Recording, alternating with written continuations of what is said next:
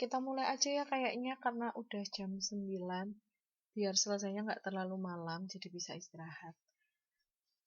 Em, Sebentar.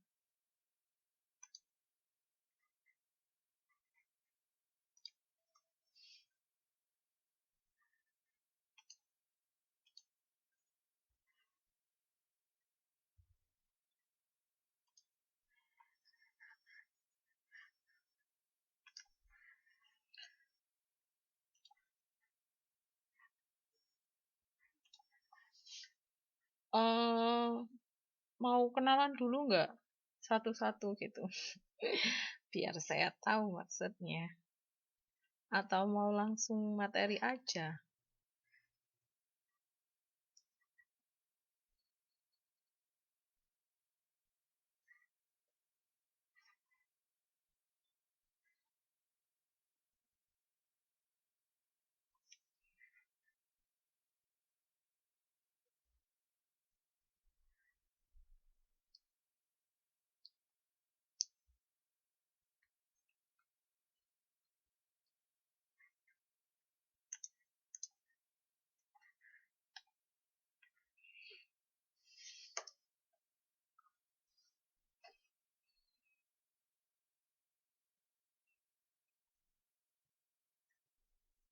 Suara saya kedengeran kan? Takutnya nggak kedengeran.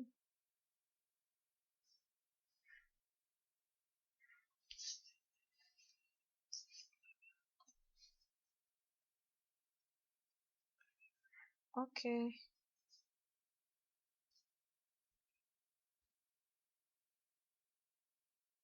On. Atau mulai materinya aja ya. Tapi nanti kalau saya kecepatan atau terlalu keras, maksudnya suaranya terlalu keras atau nggak ngerti, diputus aja di tengah jalan.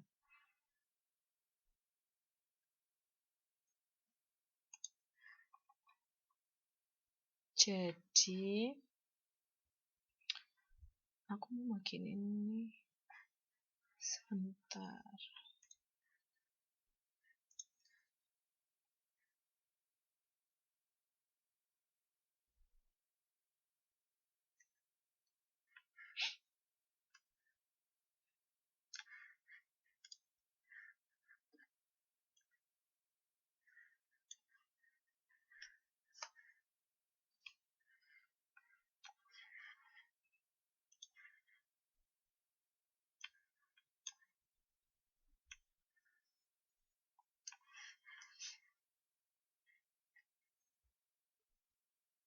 Udah pada siap kan ya? Nggak apa-apa kan ya kalau dimulai?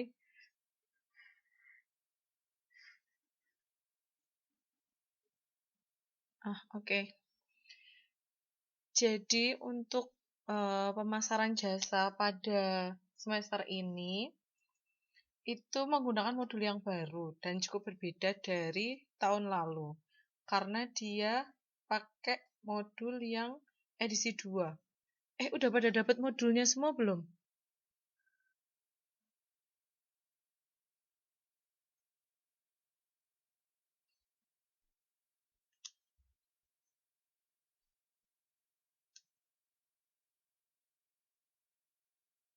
Oh, oke. Jadi yang sudah punya, Waalaikumsalam. Saya Arum, salam kenal Mbak Betty. Jadi yang belum dapat modulnya mungkin bisa baca dulu di web, tapi kalau yang sudah dapat modulnya ya alhamdulillah. Untuk pemasaran jasa dia pakai yang edisi 2, jadi isinya agak beda sama yang edisi 1. Nama saya Arum, kenalkan dulu. Namanya Arum Andini, saya kuliah di Taipei. Dan karena ini pertama kalinya saya jadi tutor UT, nanti kalau banyak salah mohon dimaafkan. Eh, dan kalau juga ada yang mau misalkan mau tanya-tanya, kalau saya bisa jawab ya akan saya jawab. Kalau misalkan nggak ada ya mungkin bisa hubungi lewat line. eh, di modul 1 itu ada 4 bagian. Eh, Bagian yang pertama itu tentang apa sih pentingnya si pemasaran jasa itu. Terus bagian yang kedua, dia ada definisi alias pengertian. Aku gedein nggak? Perlu gedein nggak? Layarnya kelihatan kan ya? Terus ada klasifikasi sama karakteristik dari pemasaran jasa. Nah, habis itu kita ada di pembahasan bagian kedua, itu ada perkembangan sektor jasa sama transformasi ekonomi jasa. Untuk, iya nggak apa-apa Mas, selamat malam. Untuk bagian yang pertama, kita masuk ke apa sih arti pentingnya sebuah pemasaran jasa. Pada ini kan udah familiar sama istilah industri manufaktur dan industri jasa. Ada yang bisa ini nggak ngasih contoh tentang industri manufaktur sama industri jasa, satu contoh aja.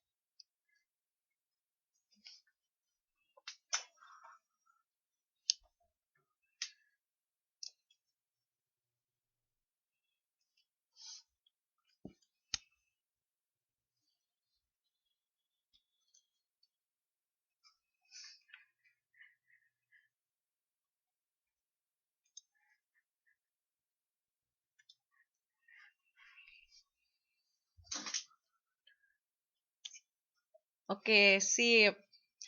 Jadi kayak yang dicontohin Mbak Ayu ya. Jadi kalau industri manufaktur tuh contohnya kayak pabrik semen, pabrik Indomie, pabrik rokok kayak gitu. Kalau industri jasa tuh contohnya kayak konsultan hukum, pengacara, dokter, dan lain-lain. Nah, dulu ketika si pemasaran jasa ini masih menganut teori tradisional, mereka benar-benar memisahkan antara pemasaran untuk industri manufaktur dan pemasaran untuk industri jasa karena dianggapnya kedua jenis industri ini tuh benar-benar berbeda dan tidak ada sangkut pautnya.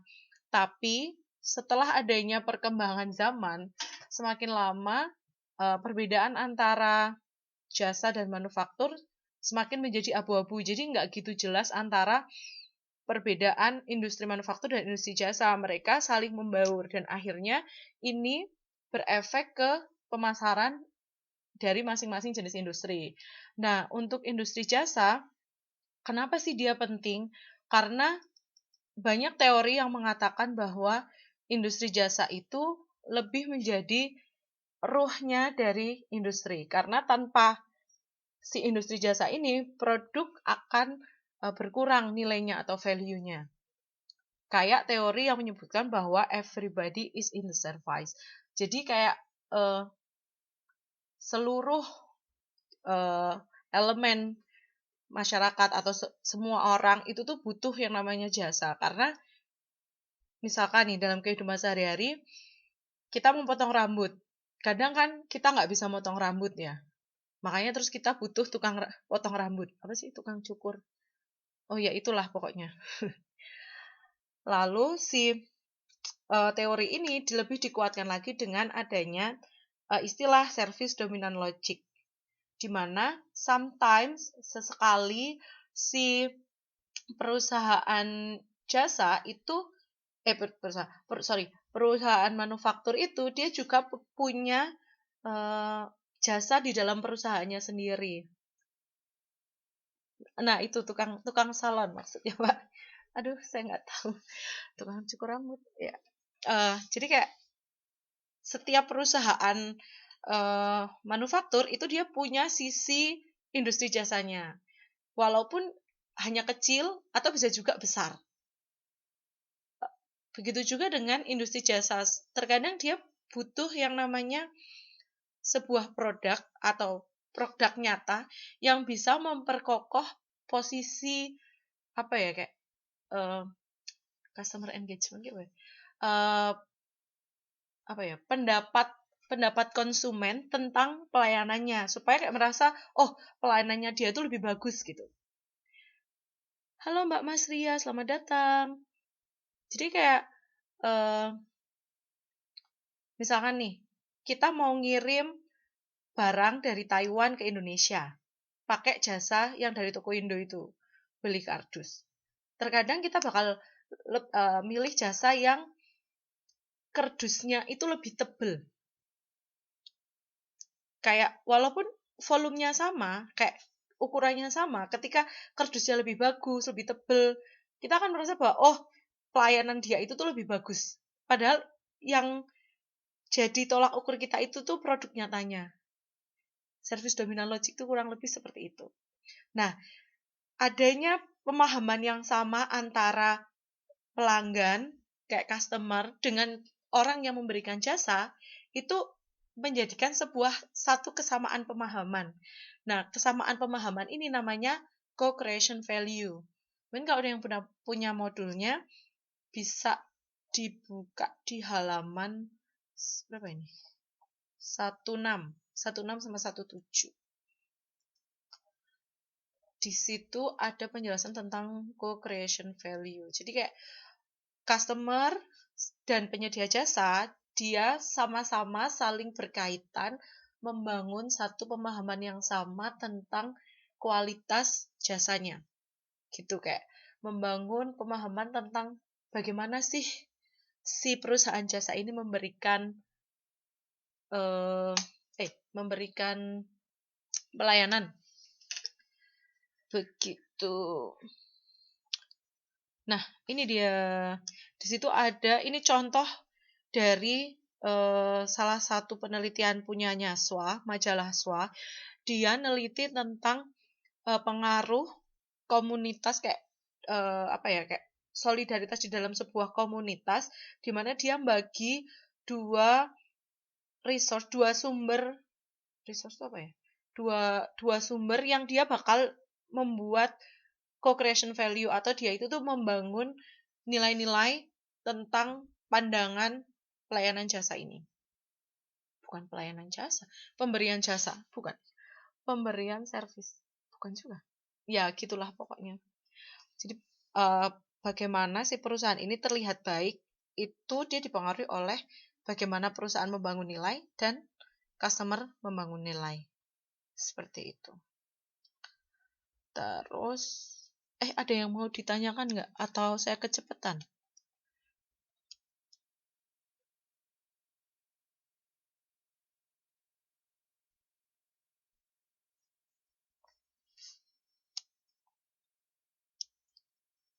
Oh, oke. Lalu masuk ke bagian kedua. Bagian kedua itu kita bagi 3, ada definisi, karakteristik, sama klasifikasi. Untuk pengertiannya kan itu udah banyak banget ya pengertian menurut si A, menurut si B, menurut si C. Ada 4, paling tidak ada 4. Ada menurut Lovelock, terus ada teorinya Z-Taum, ada teorinya Kotler-Keller, ada teorinya McDonald. Tapi biasanya anak-anak marketing lebih suka pakai bukunya Kotler-Keller karena dia lebih kayak lebih komplit gitu tentang teori-teori marketing. Dulu pas saya ngambil kelas juga dia dosenku pakai bukunya Kotler-Keller karena lebih mudah dipahami dan komplit. Kayak gitu. Secara umum si jasa itu tuh merupakan semua aktivitas ekonomi yang hasilnya tidak merupakan produk dalam bentuk fisik atau konstruksi yang biasanya dikonsumsi pada saat yang sama dengan waktu yang dihasilkan dan memberikan nilai tambah. Misalnya nyaman, hiburan, kesenangan atau kesehatan, atau pemecahan atas masalah yang dihadapi konsumen. Maksudnya, jadi kalau kita beli produk, itu kan kita bisa lihat dulu nih, misal beli handphone, kita kan bisa lihat, oh handphone tuh bentuknya kotak, terus dia beratnya sekian, kayak misalnya kita lihat spesifikasi nih, HP Samsung. Nah, HP Samsung kameranya 64 giga, kamera megapiksel, terus misalkan dia beratnya 2 ons, tebelnya sekian, lebarnya sekian, panjangnya sekian, kita bisa ngerti itu secara fisik, kita bisa lihat matanya, oh iya, terus habis itu kita lihat, oh warnanya biru, warnanya merah, handphonenya kayak gitu, bener nggak, bisa ditimbang. Sedangkan kalau jasa itu tuh, kita nggak akan bisa ngerti sampai seberapa bagus si jasa itu sampai kita tuh ngelakuinnya, sampai kita ngerasain si jasa itu. Misalnya kayak potong rambut, kita nggak akan pernah ngerti sebagus apa si potongan rambut itu sampai seseorang ataupun kita tuh ngerasain dipotong rambut, sampai proses pemberian jasa potong rambut itu selesai dilakukan. Kan kayak gitu kan. Atau misalnya kayak dokter, kita nggak ngerti kualitas kualitas si dokter ini tuh gimana sampai kita tuh diobati sama dokter itu. Dan pengalaman atas penerimaan jasa dari orang ke orang itu bisa jadi beda. Makanya kayak si jasa ini tuh bener-bener, bukan bener-bener, lebih ke tidak bisa dilihat sebelum dilakukan. Kayak gitu. Jadi kayak ini nih, dikonsumsi pada saat yang sama dengan waktu yang dihasilkan. Gitu. Nah, setelah kita menerima jasa itu, kita akan menjadi kayak akan menjadi lebih bahagia atau mendapatkan hal yang kita ekspektasikan. Kayak gitu, tapi dalam bentuk perasaan. Kayak gitu. Jadi kunci suksesnya sebuah marketing jasa itu sampai sebatas mana orang itu tuh bisa percaya akan sebuah hayalan yang sangat indah sebelum dia itu mendapatkan jasa itu. Kalau orang sampai seperti itu, berarti marketingnya itu sukses. Kayak gitu. Terus, kadang juga menjadi pemecahan atas masalah yang dihadapi konsumen. Jadi misalkan dia kayak punya masalah montir. Dia menyelesaikan masalah konsumen yang tidak bisa membenarkan kendaraannya. Dan kalau misalkan berhasil, ya berarti masalah terselesaikan. Kayak gitu. Contoh-contohnya yang sering kita temui di sekeliling kita, misalnya kayak bank itu juga jasa. Terus perjalanan udara, pesawat terbang, dokter. Terus ada lagi nggak contoh selain yang tadi aku sebutin? Bank, selain pesawat, selain dokter, selain apa tadi? Hah? Travel. Guru ya, guru juga jasa. Oh, travel. Ya, travel agent juga jasa. Ada lagi? Oh, jasa akuntansi. Ya, bisa juga. Asuransi. Ya, meskipun dia juga ada produknya, tapi dia juga jasa. Oh ya, pengacara. Ada lagi? Waduh, biro jodoh. Iya. Shock saya. Iya, biro jodoh juga jasa. Tapi emang ada ya biro jodoh? Saya kok pengen tahu. Uber, ya Uber itu juga jasa. Jasa kekinian. Take me out. Waduh, pengen ikut juga saya.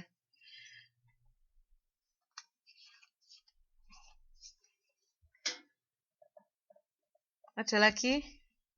Pinjam uang. Oh iya, bisa juga. Itu juga jasa menyelesaikan masalah. Yang kadang membawa masalah juga. Tapi ya, itu jasa. Hotel, ya hotel juga. Jasa juga. Ada lagi?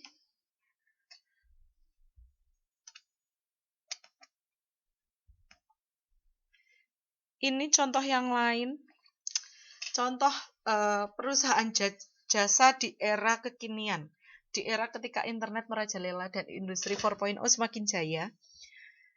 Kita kenal TikTok. Mungkin yang sering main, saya juga main TikTok. Terus YouTube. Mungkin banyak yang jadi YouTuber juga. Terus Instagram, Facebook, jelas banget. Itu jasa. PayPay. Apa itu PayPay? Baru dengar saya.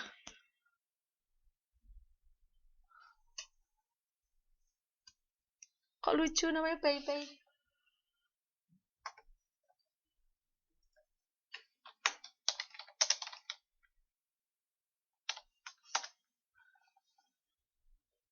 Oh, jasa pembayaran barang. Di Taiwan tah? Oh, baru dengar saya. Kok enak ya? Bisa di. Jadi kayak GoPay gitu. Apa?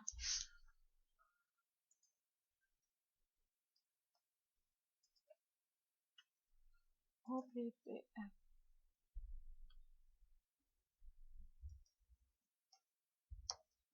Oh. Oh, ya, ya, ya, ya. Thank you Mbak infonya. Jadi tahu saya. Terus Traveloka yang kayak tadi, apa namanya? Travel agent, Gojek, terus pengiriman barang, ekspedisi, kayak misalkan Global TK, tapi saya tidak dibayar, ini cuma contoh. Terus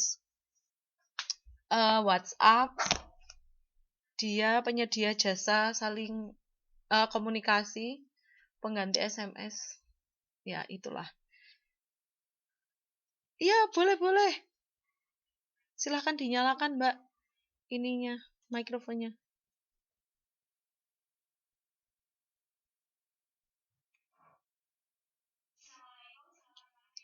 Iya Mbak Betty, selamat malam. Iya Mbak, jelas kok Mbak.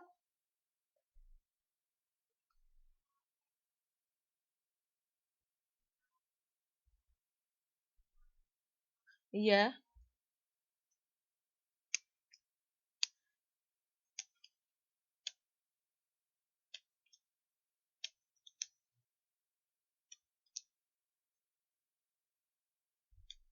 Mm-mm.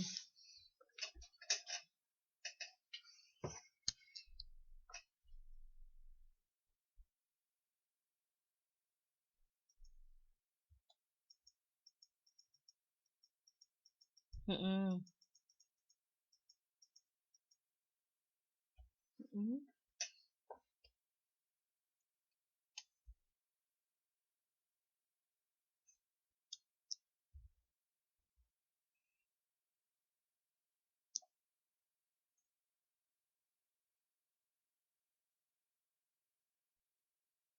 Mm-mm.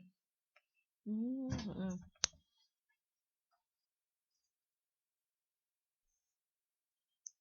Mm-mm.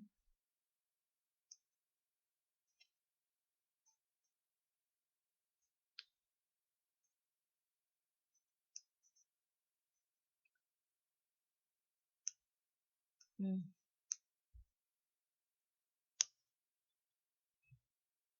Mm-mm. Mm-mm.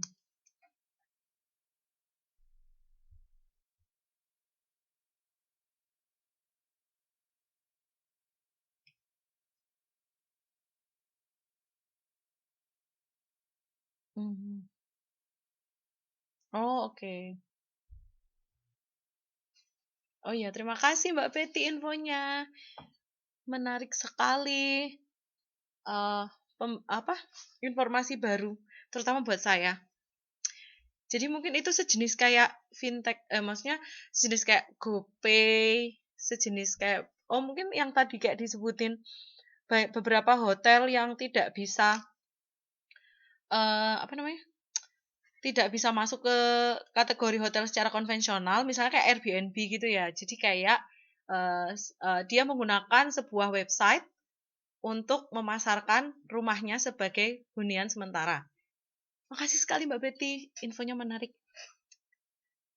Terus ada yang mau kasih contoh lagi nggak tentang informasi baru?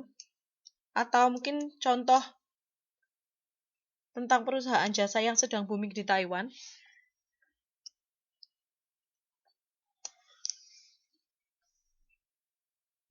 Yap, lebih enak ya pakai PayPay.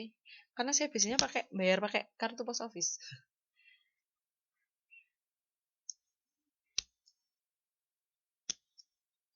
Ya, booking.com itu juga sama. Dia bisa eh, hotel konvensional bisa, hostel bisa, eh, kayak Airbnb gitu. Jadi dia sewa kamar per kamar itu bisa, guest house gitu juga bisa.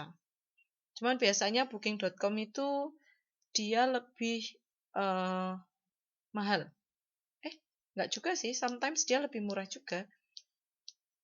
Cuman kalau Airbnb kan dia nggak ada yang hotel. Kalau booking.com itu ada hotelnya. Ada yang lain, contoh lain? Biar kita bahas bersama-sama.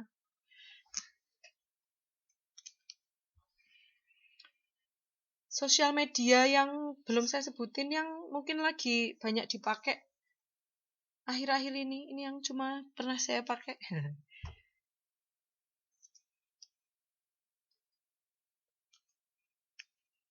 Oh ya, Twitter. Benar juga, Twitter. Dia juga nyediain jasa informasi cepat dan berimbang. Pengganti TV selain YouTube itu apa ya?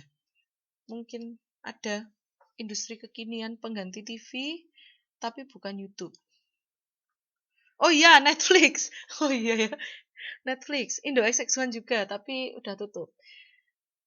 Netflix. Ya, kurang lebih gitu. Zulu. Apa itu Zulu? Mungkin bisa dielaborasi lebih dalam. Zulu.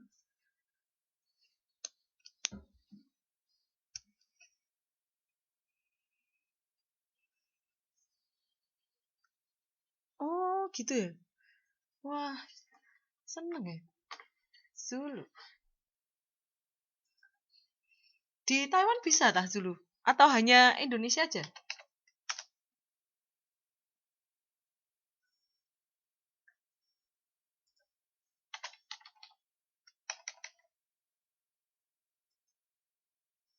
Oh, bisa loh.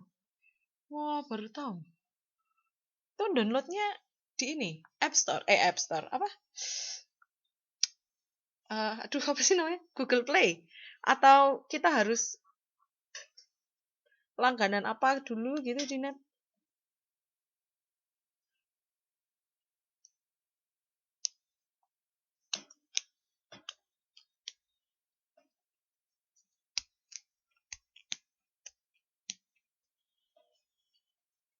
Zulu.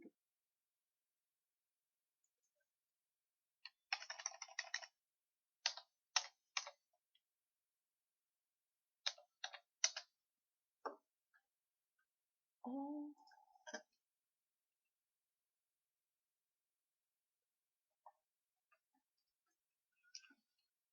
oh baik.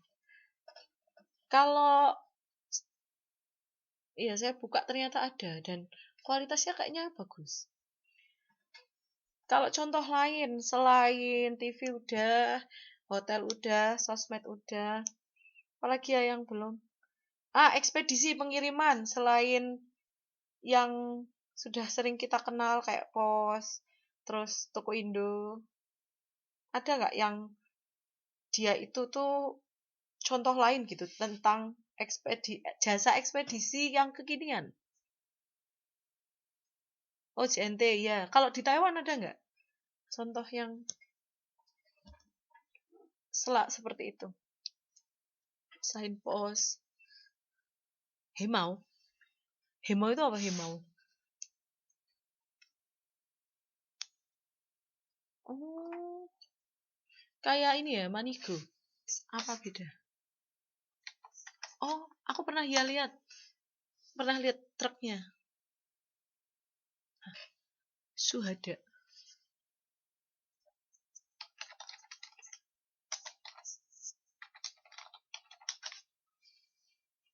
Oh,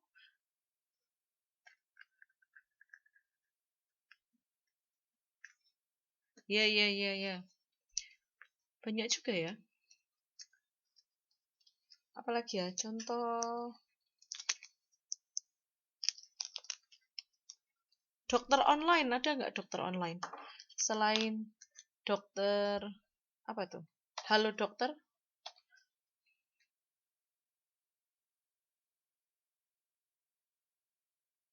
Iya, tapi saya belum dapat modulnya ya. Apa ya dokter online?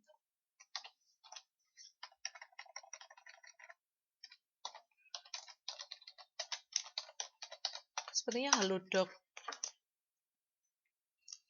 Iya, terus ada juga dokter online. Gitu. Oke, lanjut ya. Kayaknya contohnya sudah cukup banyak. Jadi, kita masuk ke oh ya, itu dokter online. Kita masuk ke klasifikasi jasa. YouTube apus-apus.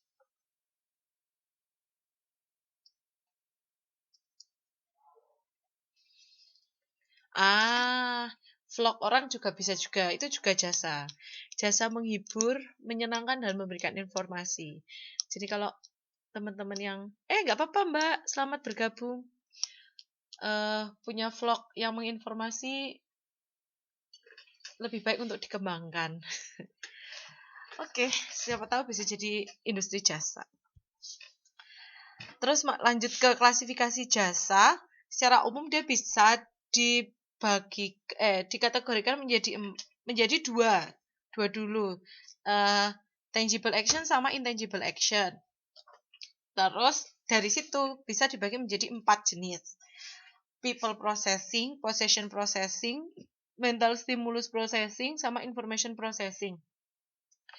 Nah, kalau seperti bisa dilihat di tabel ini, maaf rada pecah-pecah.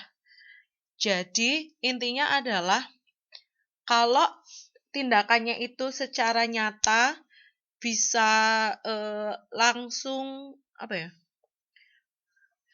Jadi, orangnya itu tuh bisa langsung merasakan, bukan langsung merasakan. Kayak secara langsung bisa dirasakan saat itu juga secara nyata, bisa dilihat secara nyata. Itu namanya people possessing. Jadi kayak dia tuh berfokus ke orangnya, kayak siapa yang melakukan itu, siapa orang yang terlibat di dalamnya, gitu. Contohnya kayak misalkan itu perawat, transportasi, kendaraan umum, kayak gitu, terus salon kecantikan, restoran. Terus yang kedua, kalau tindakannya nyata, tapi dilihat yang menerima, yang dituju itu adalah pemiliknya atau si pemberi jasanya. Contohnya misalnya kayak laundry, terus kayak servis handphone, servis komputer, servis TV, servis AC, servis segala macam peralatan. Terus misalkan kayak tukang kebun. Terus tukar-tukaran uang, money changer, tapi bukan money laundry. Terus kalau tindakannya itu tuh tidak nyata atau dia intangible, tidak bisa secara gamblang langsung dirasakan. Nah, kalau yang dituju itu tuh orangnya, kayak si konsumennya, contohnya kayak pendidikan penyiaran, itu namanya mental stimulus processing. Contohnya pendidikan penyiaran, iklan, psikoterapi. Nah, dia tuh akan berusaha untuk untuk membangun pemikiran-pemikiran terbaru. Jadi kayak misalkan orang iklan, orang public relation ya, orang marketing, public relation, dia kan berusaha memberikan jasa, oke, aku bikinin iklan untuk sebuah perusahaan, di mana si perusahaan ini, dia pengen bikin sebuah konten yang bisa membangun masyarakat biar suka sama produk dia. Nah, itu namanya mental stimulus processing. Misalnya kayak guru juga kan, dia guru memberikan jasa supaya anak itu tuh pintar. Tapi kan nggak secara langsung kan dia jadi pintar. Dia butuh proses dan secara nggak langsung. Jadi dia melalui sebuah proses yang nggak langsung bisa dirasakan. Kayak gitu. Jadi secara pelan-pelan dan sometimes tidak bisa dirasakan. Tapi efeknya itu tuh ada gitu. Misalkan ini juga ada salah satu partai, dia bikin sebuah jingle lagu partai, terus dia sering memutar lagu-lagu partai itu di halayak umum. Nah, dia kan nggak secara langsung kan bisa langsung dirasakan bener nggak sih jinglenya, atau aku suka nggak sih sama jinglenya, kan nggak langsung, tapi lama-kelamaan secara nggak sadar mungkin jadi hafal. Nah, mental stimulus processing itu seperti itu. Jadi ada orang yang tugasnya bikin produk jasa yang seperti itu. Terus ada information processing, itu yang dia dilihat dari sisi kepemilikan dan prosesnya itu intangible. Nah, Contohnya kayak tadi accounting, perbankan, jasa hukum, keamanan, asuransi kayak gitu. Oke. Kemudian yang di atas ini. Jadi karakteristik jasa itu ada 4, intangibility, variability, perishability, sama inspirability. Dari keempat karakteristik ini dia membentuk namanya jasa atau service. Karakteristik pertama itu intangibilities. Kayak yang kita tahu intangibility itu dia tidak bisa dilihat, dirasakan, disentuh, diraba, didengar secara nyata. Kayak secara nyata kita bisa lihat, oh ini loh barang ini kotak, atau kayak misalkan kita melihat barang eksak itu dia nggak bisa kalau untuk jasa.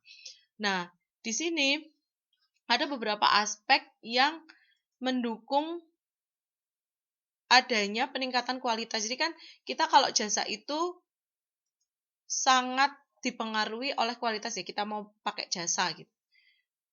Nah, pendukungnya itu ada orang, ada peralatannya, ada ruangan atau di mana jasa itu diberikan, terus ada lokasinya di mana, dan juga logo atau simbol. Itu tuh kayak semacam logo atau simbol di sini bukan hanya gambar, tapi juga kayak image, kayak apa sih ya, persepsi orang terhadap si perusahaan ini. Misalnya kayak kalau lihat AirAsia, pasti kita ingatnya warna merah, terus dia nggak pakai bagasi, terus harganya biasanya murah, pesawatnya sedang-sedang saja, kayak gitu. Sama kayak kita ngelihat perusahaan misal kayak Scoot. Scoot itu warnanya kuning, dia juga kayak AirAsia, jadi nggak ada bagasi. Ada bagasinya sih, tapi bagasinya sedikit, kayak gitu. Jadi kayak merahnya bergoyang-goyang. Hah? Oh ya, merah putih. Oh ya, pesawatnya goyang, bener banget. Apalagi pas take off sama landing, itu ngeri banget memang. Iya, image yang dibangunnya gitu.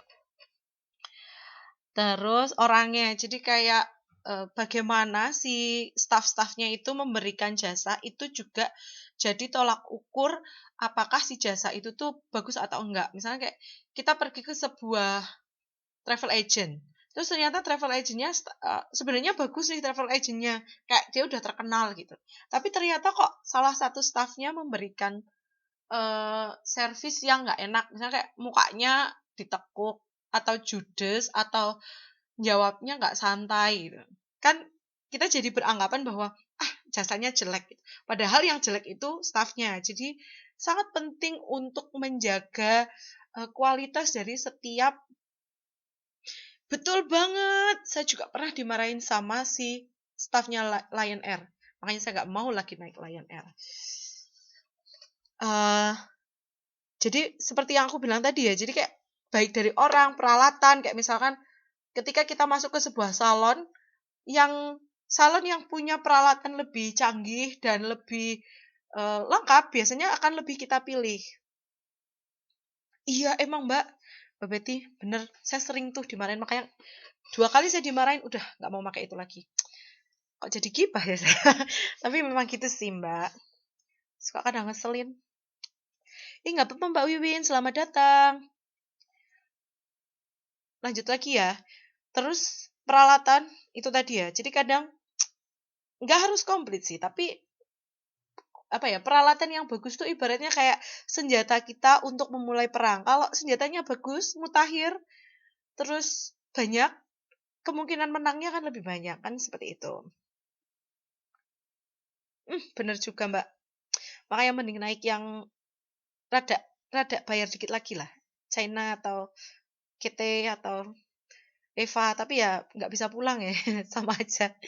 Tetap bertahan di Taiwan. Sedih. Iya, batik lumayan sih batik. Ya, tengah-tengah lah, medium. Bener tengah. Bagus banget enggak, jelek banget juga enggak. Ya, sedang-sedang saja.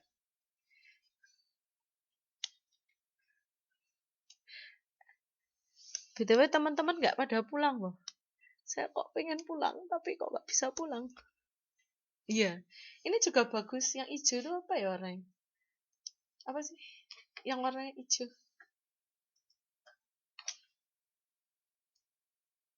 Ya. Yeah. Oh ya, Citylink. Itu juga bagus, tapi ya rada mahal.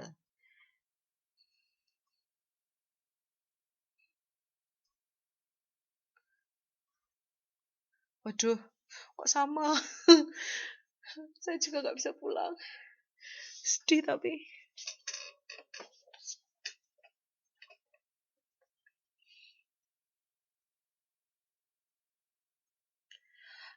Lanjut ya, sama ruangan. Ruangan itu juga penting ketika bersih, rapi, terus tidak mengandung corona itu sangat baik sekali untuk dijadikan tolak ukur kualitas jasa. Sama lokasi. Kalau lokasi itu juga selain buat jasa juga buat eh, perusahaan manufaktur juga penting sih.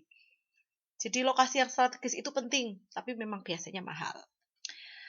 Jadi secara gampangnya kita bisa ngelihat di tabel ini antara perbedaan manufaktur dan jasa. Jadi kalau manufaktur itu kan pasti berwujud, jelas bisa dilihat. Sedangkan jasa kan tidak. Nah, terus itu ada implikasinya. Jasa tidak dapat disimpan, tidak dapat dengan mudah dipatenkan karena kualitas apa ya kayak perasaan orang itu kan naik turun ya. Penerimaan orang itu kan beda-beda. Jadi kayak dia nggak semudah itu bisa dipatenkan, tidak bisa kayak diterapkan menjadi hak cipta. Tapi ada banyak eh, tolak ukur atau standar penilaian kayak misalkan ISO kayak gitu untuk menilai kualitas si pemberi jasa. Nah, biasanya banyak juga orang yang mencari apa ya kayak melakukan marketing melalui si standar-standar itu. Misalnya kayak pendidikan tuh ada QS Word. Kayak kalau universitas ini tuh masuk ranking sekian dunia, dia pasti secara nggak langsung akan dimarketingkan oleh si standar itu kayak gitu. Terus jasa tidak selalu bisa dipamerkan atau dikomunikasikan. Tapi bisa juga dia dipamerkan dari mulut ke mulut. Kayak misalkan, hmm, aku habis pergi makan ke sini loh, ke restoran ini, dan rasanya tuh enak, tempatnya bersih, orang kayak stafnya ramah. Nah, itu dia bisa tuh kayak pamerkan ke orang lain. Kayak, terus aku juga bisa, sebagai pemilik, aku bisa, datang ke restoku, makanannya enak, bersih, murah, kayak gitu. Tapi sometimes juga nggak bisa dipamerkan. Kayak misalkan, aku kemarin habis potong rambut di sana, rasanya enak, pijetannya enak. Tapi kan enaknya setiap orang itu kan berbeda. Jadi sometimes itu jadi ambigu enaknya saya dan enaknya orang lain tuh pasti beda. Gitu. Terus penetapan harga sulit dilakukan karena kita nggak bisa secara apa ya, secara matematis langsung bilang, oh kalau rasa nyaman itu 500 NT gitu misalkan, atau rasa enak makanannya, rasanya pas, masakan yang enak dan rasanya pas, harganya tuh tambah sekian NT kan kita nggak bisa kan, karena itu perasaan gitu, nggak bisa dikalkulasikan gitu. Makanya masalah tentang penetapan harga ini juga cukup sulit untuk dilakukan. Itulah juga alasannya kenapa berbeda agent kadang berbeda dengan tiket yang sama, penerbangan yang sama, jam yang sama, pembelian di hari yang sama, itu bisa jadi harga tiket pesawatnya itu berbeda. Nah, itu karena ada faktor-faktor jasa di dalamnya. Kayak gitu. Terus karakteristik yang kedua itu inseparability atau tak terpisahkan. Dimana kalau biasanya si manufaktur itu produksi barang dan konsumsi barang itu terpisah. Jadi produsen yang memproduksi barang, konsumen itu yang mengkonsumsi barang. Apa namanya kayak misalkan Indomie, ya, pabrik Indomie ya bikin Indomie. Yang konsumsi bukan perusahaan yang Indofood, tapi si konsumennya di luar. Sedangkan kalau jasa itu produsen dan konsumen dia itu saling bersinergi untuk membentuk proses penyaluran jasa. Jadi kayak mereka itu satu kesatuan yang utuh melakukan proses bersama-sama karena produknya itu bisa didapatkan kayak produk jasa bisa didapatkan ketika kegiatan tersebut berlangsung kan. Kayak gitu atau setelahnya.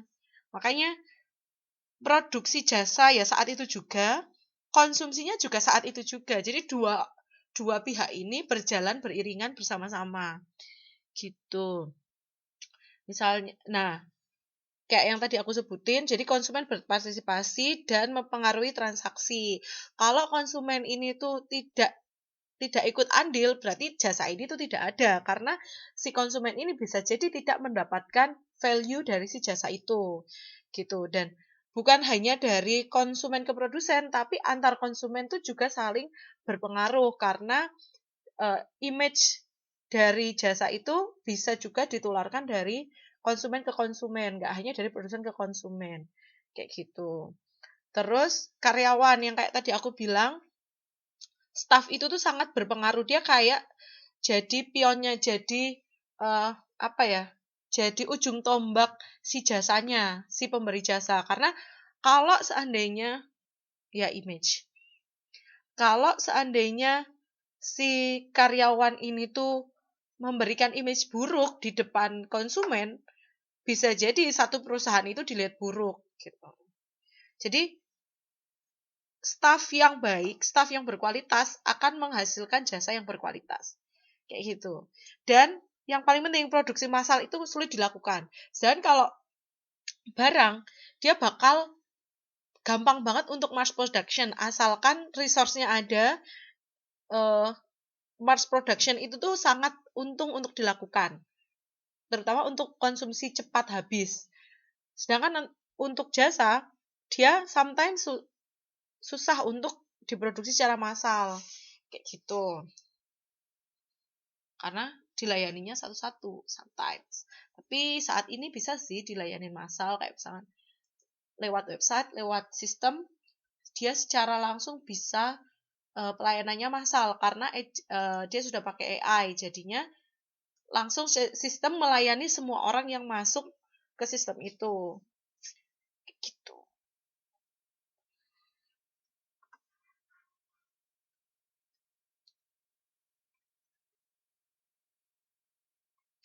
Kemudian karakteristik yang ketiga, variability atau bervariasi.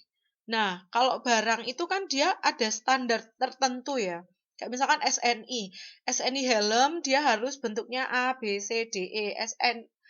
Standar yang lain misalkan ISO baju, ukuran M, L, XL, potongannya harus seperti apa. Tas, dia harus ada harus ada selempangnya, misalkan dompet, nggak harus ada selempangnya tapi bentuknya kotak kayak gitu. Dia ada standarisasi yang mendetail untuk setiap produk. Terus kayak misalkan makanan, produk makanan, harus halal, harus apalagi misalkan tidak boleh mengandung MSG lebih dari sekian persen kayak gitu. Atau tidak boleh mengandung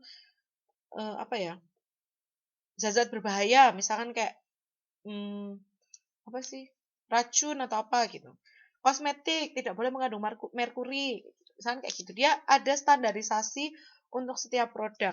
Sedangkan kalau jasa, untuk memberikan sebuah standar paten pada semua jenis jasa itu cukup susah karena setiap orang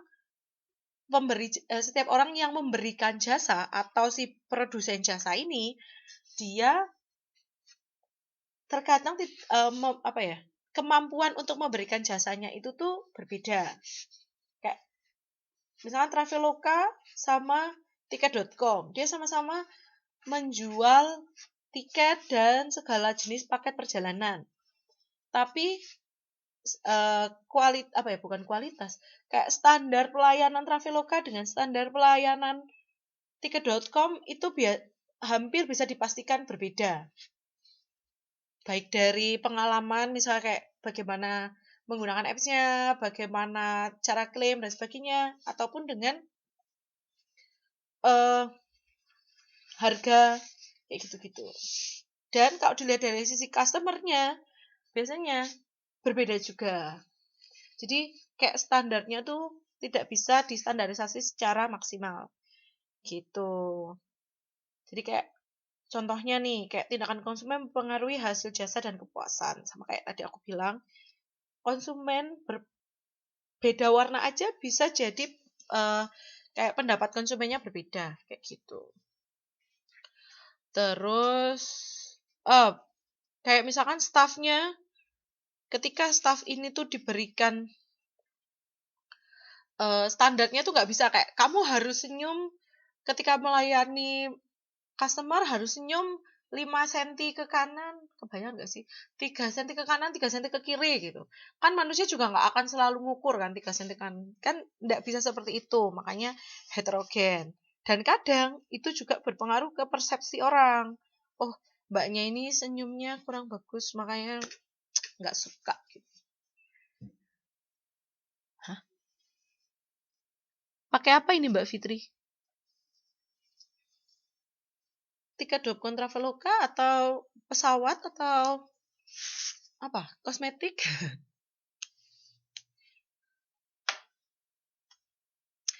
Saya lebih senang tiket.com. Soalnya biasanya lebih murah dan belum pernah terkecewakan sih. Gitu kalau saya. Malah sebenarnya Traveloka enak karena banyak promonya. Menangnya Traveloka itu. Cuman saya rada kurang suka Traveloka karena biasanya agak sedikit mahal. Gitu. Tapi enaknya Traveloka ya gitu sih. Tapi sering juga langsung ke maskapainya. Kalau ngecek-ngecek harga standar biasanya saya ke maskapai. Tapi ya, kalau hotel saya lebih suka Airbnb karena jelas lebih murah dan kadang kita dapat cashback gitu. Lanjut ya ke karakter yang terakhir. Perishability atau dapat musnah. Kalau barang itu tidak dapat musnah kecuali dimusnahkan. Kalau jasa itu mudah musnah. Maksudnya eh, barang ketika barang kita ngasih sabun nih. Dia sabun apa ya? Shinzui misalnya. Iya nggak sih? Ya sabun Shinzui kita penjualnya nawarin, oh sabun Shinzui kandungannya sekian, terus kita nawarinnya sekian nih. Kayak sampai kapanpun, kecuali kalau ada perubahan produk, dia nggak akan berubah. Sedangkan kalau jasa, kadang 5 menit pelayanan sekarang sama pelayanan selanjutnya kadang itu berbeda kan. Nah, padahal customer kadang-kadang berharapnya itu tuh sama. Kayak pelayanan ketika jam 8 pagi dengan pelayanan ketika jam 12 pagi. 12 siang. Karena ada banyak faktor kayak misalnya lelah atau gaji belum dibayar atau ya memang orangnya nggak bisa melayani dengan sangat ramah kan akhirnya antara ekspektasi si customer, ekspektasi si penyedia jasa, terus bukan pelaku kayak customer service di yang melayani itu kan nggak cocok gitu, kayak kurang cocok meong gitu. Akhirnya jadinya terjadilah unsinkronisasi atau tidak sulit untuk mensinkronisasikan. Nah, kalau seandainya ini tidak pernah sinkron, kan terus akhirnya si customer nggak pernah lagi kan memakai jasa itu. Lama-lama bisa musnah kayak gitu. Terus kalau jasa, karena dia jualnya itu jual pengalaman, dia nggak bisa ditukar, dijual ataupun disimpan. Jadi ya udah ketika itu juga, saat itu juga. Kayak gitu. Pengalaman saya menggunakan produk yang menggunakan jasa yang sama, kayak misalnya sama-sama menggunakan Traveloka, pengalaman saya nggak bisa ditukar dengan pengalaman orang lain. Kayak gitu. Ada yang mau ditanyakan atau dibahas dulu sebelum saya lanjut ke bagian 3?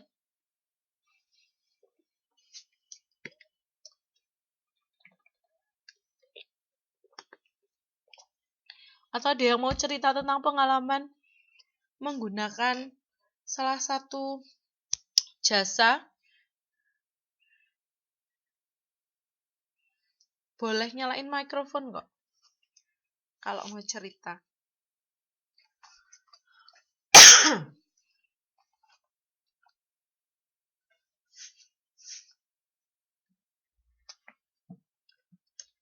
Iya, selamat malam.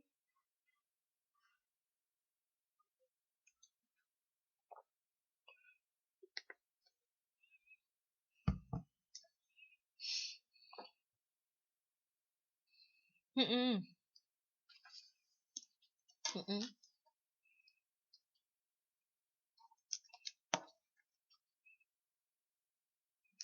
Mm-mm.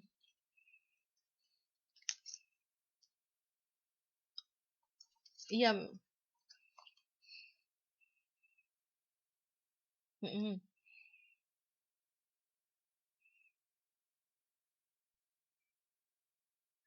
Waduh, waduh, waduh. Keren sekali Mbak Betty. Bisa dibagikan ya kawan-kawan kalau ada yang murah-murah kayak gitu. Mau coba juga. Seneng ya. Aduh, oke, saya akan mencoba saran Mbak Betty. Mungkin saya akan mencoba traveloka sekali. Oke, ada yang lagi yang mau cerita lagi nggak? Pengalaman lucu-lucu kayak punya Mbak Betty.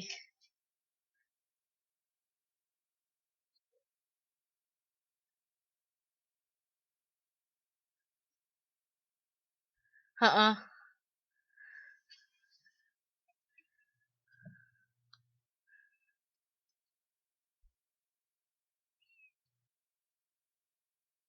heeh.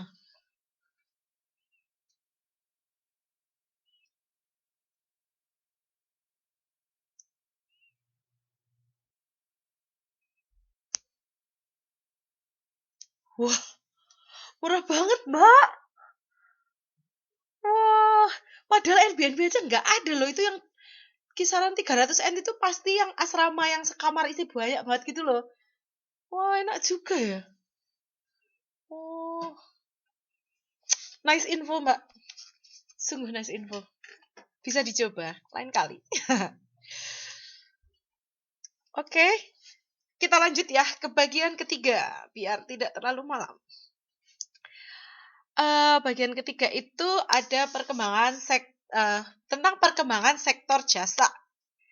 Jadi di tahun 2015 itu ada gencar-gencarnya tentang isu adanya masyarakat ekonomi ASEAN atau yang sering disebut sebagai MEA. Intinya adalah kalau di MEA itu semua negara di ASEAN membuka gerbangnya untuk saling bersinergi dalam pembangunan ekonomi ASEAN yang lebih baik. Kurang lebih seperti itu. Bisa dibenarkan kalau saya ada yang salah ya. Eee, dan akibat adanya masyarakat ekonomi ASEAN ini membuka kesempatan kepada banyak sekali, usahawan, entrepreneur untuk, menciptakan usaha-usaha baru terutama di bidang jasa kayak gitu. Bisa dirasakan ya, kayak misalkan Uber dulu bisa masuk ke Indonesia itu secara lebih gampang dari Singapura karena adanya masyarakat ekonomi ASEAN dan itu sangat berpengaruh baik terhadap ini penyerapan tenaga kerja di Indonesia. Contohnya kayak gitu sih. Jadi kayak banyak orang yang bekerja menjadi driver, kemudian karena dia ada manajemennya jadi banyak juga yang kerja di manajemen kayak gitu. Dan itu cukup baik, cukup berefek baik bagi Indonesia. Misalnya kayak GDP, Gross Domestic Product Indonesia meningkat ketika adanya dibukanya masyarakat ekonomi ASEAN. Kayak gitu. Jadi kayak ekonomi antar negara di ASEAN itu menjadi hampir tidak bersekat. Kayak gitu. Apalagi dengan adanya MEA, sharing teknologi antara negara-negara di ASEAN dia semakin pesat ya. Misalnya ada kemajuan teknologi di Singapura atau di Malaysia. Dia bisa melakukan share teknologi ke negara-negara lain, misal ke Vietnam, ke Filipina, ke Indonesia kayak gitu. Nah, sebelumnya di tahun 2010 sektor jasa yang menjadi apa ya, kayak yang paling diprioritaskan adalah travel, kemudian transportasi udara, dan rumah sakit. Tapi kemudian di tahun 2015, setelah adanya MEA, prioritas industri jasa di Indonesia itu berubah menjadi trennya eh, pergudangan atau penyimpanan, terus ekspedisi atau pengiriman, sama packaging, pengepakan gitu loh. Buktinya kayak misalkan sekarang semakin banyak, eee, orang-orang yang berbelanja online daripada orang yang berbelanja offline. Oleh karena itu, industri pergudangan kayak dan industri ekspedisi dia mengalami kemajuan yang cukup pesat dibandingkan sebelumnya. Kayak tren di 2010 ke belakang mungkin orang lebih cenderung pergi ke mall, terus belanja di pasar, atau misalkan pergi ke toko, ke butik, beli handphone juga ke toko gitu. Kalau sekarang orang lebih cenderung mending di rumah rebahan, buka handphone, terus buka Shopee atau buka apa sih, Bukalapak atau apapun, kemudian beli apapun yang diinginkan, even itu lemari kah atau mungkin apa, dan kadang juga, selain melewati marketplace kayak gitu, orang juga sekarang lebih seneng delivery kan ya, daripada datang ke tempatnya, lihat barangnya langsung. Nah, dari sisi inilah kemudian si industri-industri jasa ekspedisi, packaging, dan pergudangan ini kemudian, bisa semakin cepat berkembang.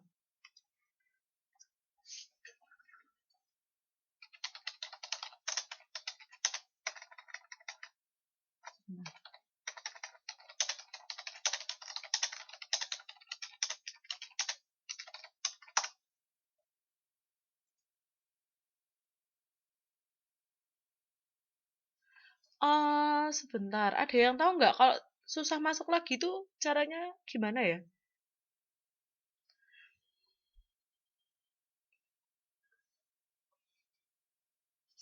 Wah, saya juga suka Mbak ngintip-ngintip Momo, ngintip Shopee, cuma di-add ke keranjang tapi habis itu nggak jadi dibeli. Karena ya nggak ada NT-nya, jadi nggak bisa dibeli.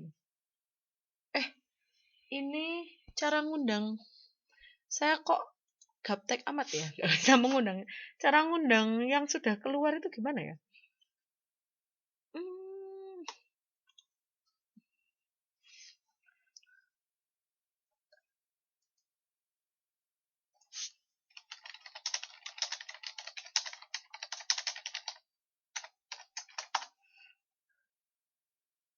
oh ya sudah.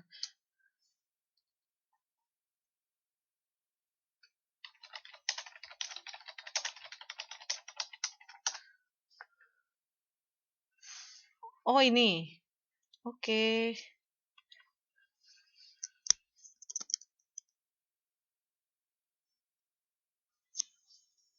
Wah, ini yang kontaknya yang mana ya? Kontak Mbak Wiwin tuh yang mana ya? Ini kah?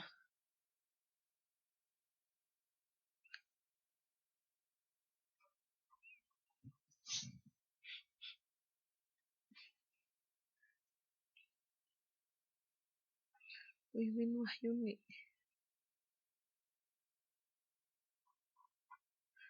WGRS. Waduh, kok nggak ada? Atau ini? Atau ini?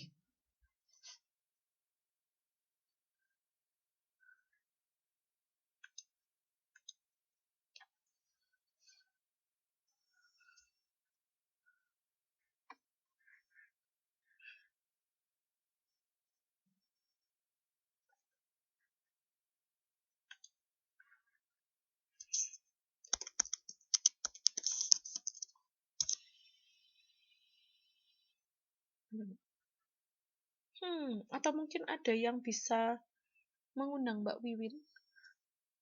Saya kok, beliau kok tidak bisa ini, tidak bisa kembali.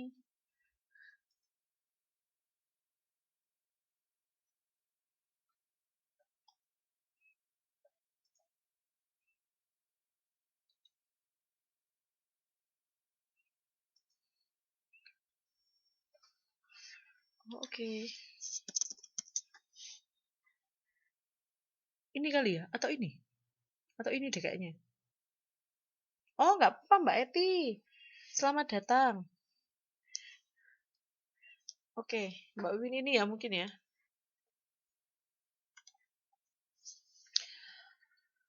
Oke, lanjut. Nah, mungkin mungkin setelah sinyal Mbak Wiwin kembali bagus, dia akan kembali bersama kita semua. Lanjut, jadi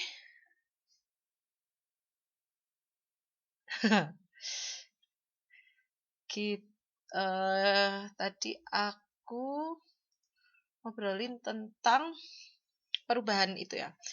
Jadi kan kalau dulu orang biasanya mencari jasa itu sesuai dengan kayak kemampuan. Kayak misalnya aku, karena kemampuanku menengah ke bawah, jadi aku akan mencari jasa yang dikhususkan untuk kalangan menengah ke bawah. Kayak misalkan transportasi, ya udah pakai bus kota aja atau pakai dokar dulu. Saya sempat suka naik dokar. Terus karena saya nggak kuat bayar pesawat terbang, maka saya naik dokar. Nah, sekarang orang kayak banyak pengusaha jasa itu menggunakan teorinya Maslow untuk menyasar menyasar konsumen yang lebih tepat. Maslow. Bentar, aku turunin dikit. Jadi, ada teori Maslow tentang kebutuhan. Kebutuhan ini tuh didasarkan pada tingkat kemampuan seseorang untuk mendapatkan kebutuhan itu. Dia ada 5 tingkat. Salah. Ada 5 tingkat. Tingkat yang paling rendah itu physiological needs. Kayak physiological needs, kebutuhan fisiologi. Kebutuhan fisiologi, kayak kebutuhan lahir, kebutuhan fisik, kebutuhan badan, dan itu semua orang itu tuh butuh tanpa terkecuali. Jadi kayak misalkan minum, tidur, terus bersin, mandi itu kebutuhan bukan? Kebutuhan lah mungkin. Kalau saya butuh.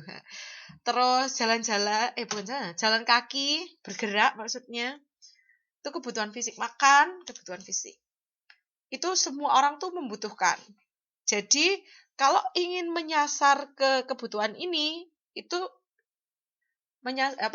pasar jasa itu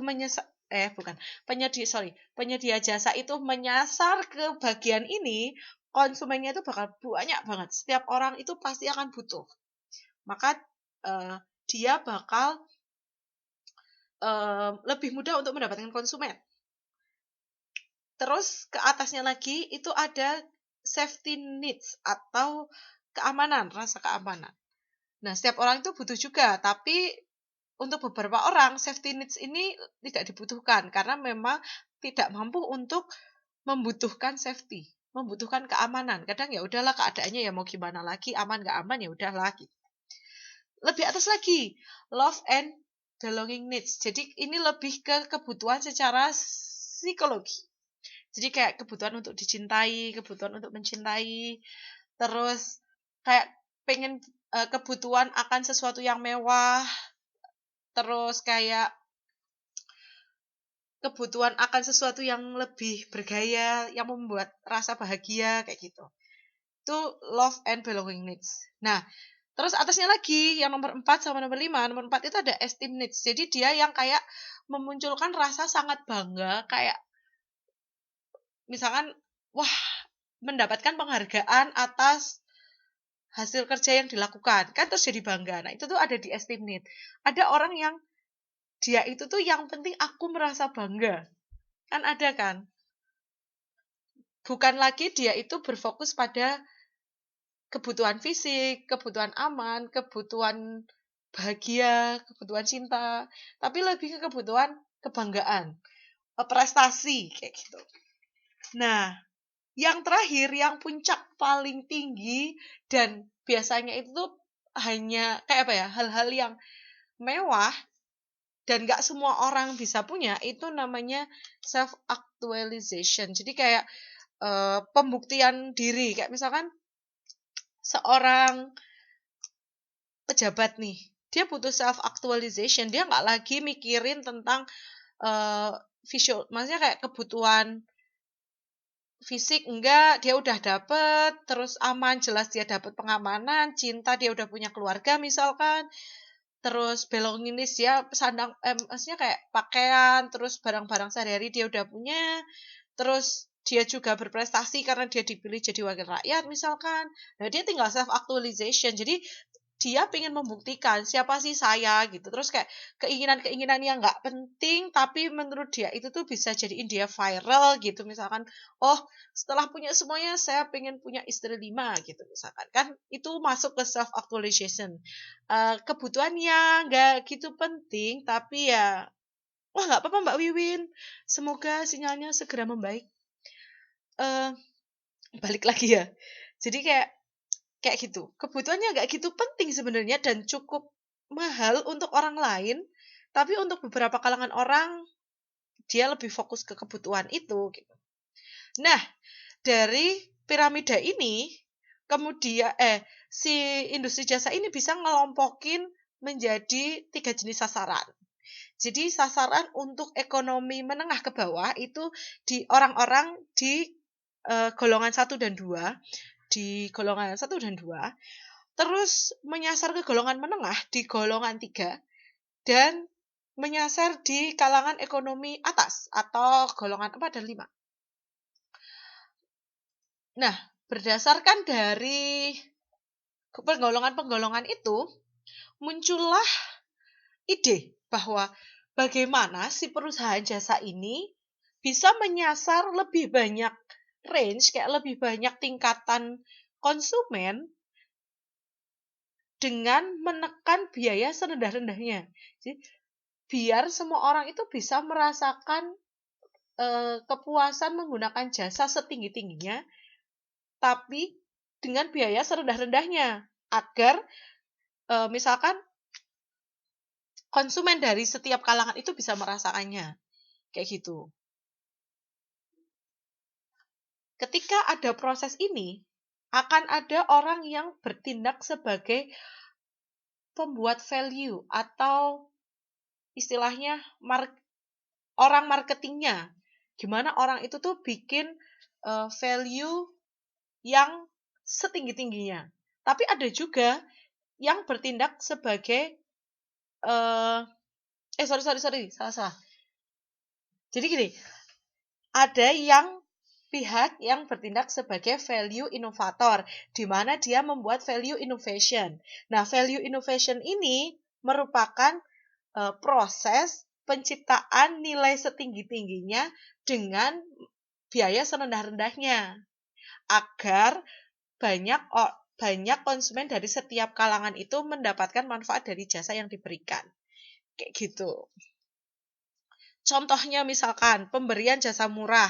Kayak ini AirAsia, dia memberikan tiket murah padahal itu sebenarnya hanya produk marketingnya AirAsia. Sebenarnya AirAsia tuh harganya standar, cuma dia si marketingnya ini memecahkan jasanya menjadi berbagai jenis. Kayak misalkan, oh dia hanya beli tiket pesawatnya aja, hanya beli bagasinya aja. Makanya dia dinamain low cost carrier, karena dia si marketingnya ini berusaha membentuk image bahwa AirAsia itu adalah travel maskapai penerbangan murah, low cost carrier kayak gitu.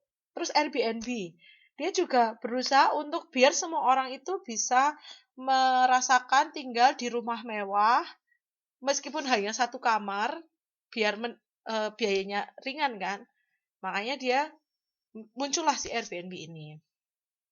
Tiket.com, Traveloka itu juga mirip. Foodpanda, daripada Anda pergi ke sebuah tempat dengan bayar bis misalkan, bayar MRT lebih mahal kan, maka Foodpanda datang. Kamu nggak usah pergi kemana-mana, tinggal diklik, bayarnya murah, kadang juga free ongkir, makanan datang. Kan kayak gitu. GoFood juga kayak gitu. Jadi si perusahaan-perusahaan baru ini dia lebih bermain di value innovation-nya. Jadi yang tadinya kayak misalkan pesawat, kemudian hotel mewah atau restoran mewah, dia mengejar ke bagian ketiga di love and belonging needs. Kemudian dia bisa menghadirkan fitur-fitur yang sama, tapi dengan sasaran ke orang-orang di golongan 2 ataupun bahkan golongan 1. Kayak gitu. Terus lanjut lagi, ada pertanyaan nggak?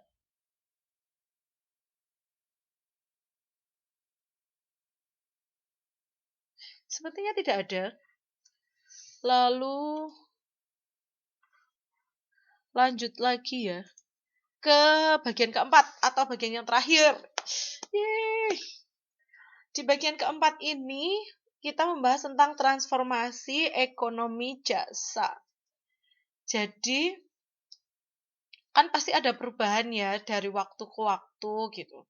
Si perusahaan jasa ini yang dulunya tuh simpel-simpel aja menjadi tidak simpel sama sekali. Dari yang dulu tuh cuman sekedar yang kita tahu ya kayak dokter, ya udah kerja jadi dokter buka praktek kayak gitu. Terus apalagi ya? Misalkan transportasi ya udah bis, dia juga berdiri sendiri gitu. Ya udah bis aja. Taksi ya taksi aja gitu. Si perusahaan taksi buka jasa taksi, punya armada banyak, terus bekerja gitu. Tapi dengan adanya perkembangan teknologi, kayak perkembangan industri 4.0 terutama, kan teknologinya itu semakin berkembang. Jadi secara otomatis mau nggak mau, seluruh elemen industri itu dia juga akan berkembang kayak gitu. Nah tujuannya apa? Tujuannya biar seluruh elemen di dalam industri itu mencapai sustainability. Jadi kayak keteraturan, keseimbangan bagi semuanya di segala prosesnya kayak gitu. Saling berkait satu sama lain tanpa adanya hambatan yang berarti. Kurang lebih seperti itu sih. Dia baik untuk konsumen, baik untuk produsen, baik untuk yang di tengah-tengah. Maksudnya kayak ya pokoknya penyalurnya itu juga baik untuk lingkungan, baik untuk ekonomi dan baik untuk semuanya. Tapi itu nggak mudah. Nah, untuk mencapai sustainability ini semua orang berlomba-lomba untuk memberikan performa yang terbaik kan. Nah, akhirnya dia membutuhkan apa sih yang apa sih yang men-trigger, memicu perubahan ini sih, perubahan menjadi sesuatu yang baru khususnya di jasa. Itu ada 4. Kekuatan teknologi, kekuatan ekonomi, kekuatan sosial budaya, dan kekuatan pasar. Nah, keseluruhnya ini itu tuh memberikan efek-efek terhadap wajah industri jasa saat ini. Kayak gitu. Pertama dan biasanya cukup signifikan perubahannya itu kekuatan teknologi. Jelas kita tahu internet memegang peranan yang sungguh sangat kuat sekali. Yang tadinya offline, kayak misalkan bank, ya udah saya nabung di misalkan bank cabang Taipei bagian Kongguan gitu misalkan. Kalau dulu ketika semuanya internet itu belum memegang peranan penting, ketika kita mau pindah ke suatu daerah, kita harus ngomong dulu ke pihak banknya, oh saya mau pindah rumah, makanya saya mau pindah data bank saya. Saya pernah banyak pengalaman itu di BRI sih sebenarnya. Jadi terus saya harus mau nabung di tempat B gitu. Oh ya udah berarti saya harus bawa file saya ke BRI bagian B kayak gitu. Atau misalkan jasa yang dulu nggak ada sekarang ada. Kayak Gojek dulu nggak ada sekarang ada. Mulai dari pijat dulu kita harus nyuruh orang, oh tolong panggilin tukang pijat atau kita datang ke tukang pijat baru dipijat. Sekarang tinggal pakai jempol tukang pijatnya datang. Gitu. Karena adanya teknologi. Dulu koran, suka langganan koran. Sekarang jasa pemberian informasi cukup buka internet. Ada Google. Jadi karena adanya perubahan teknologi, kemudian jenis-jenis jasa juga semakin berkembang menjadi semakin kompleks, semakin banyak, dan semakin menolong, tapi juga ada sisi negatifnya karena kita saya menjadi semakin malas. Misalkan mau makan, saya malas keluar, ya sudah, pesan antar saja. Mau pergi-pergi, punya sepeda padahal. Tapi karena sepedanya nggak gitu enak, daripada beli sepeda mahal, mending pakai YouBike. Itu juga jasa dari pemerintah. Terus, marketplace itu juga salah satu jenis jasa yang akibat adanya perubahan teknologi, pasar menjadi digital. Nggak hanya yang dulu kita pergi ke pasar, tawar-menawar, sekarang ada itu. Facebook juga berawal dari sosial media, sekarang nggak hanya jadi sosial media pemberi curhat-curhat gitu. Sekarang juga bisa jadi marketplace juga. Itu juga transformasi jasa akibat teknologi juga. Terus, hmm, apa lagi ya? Ada contoh lagi nggak yang karena ada teknologi yang tadinya jasanya biasa aja atau nggak ada, tiba-tiba ada atau tiba-tiba menjadi sangat baik gitu. Mungkin ada yang mau ngasih contoh.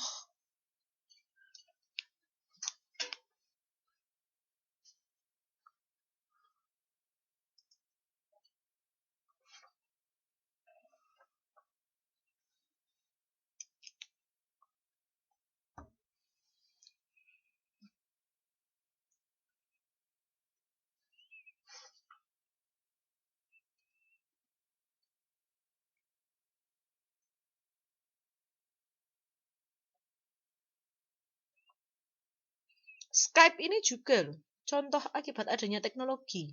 Jadi kelas nggak harus offline.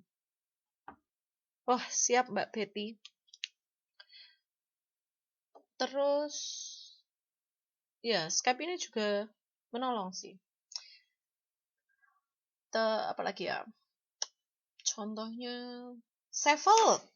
Sevel ada online-nya nggak sih? Kayaknya enggak deh. Yang ada, aduh, sorry. Tapi intinya adalah itu.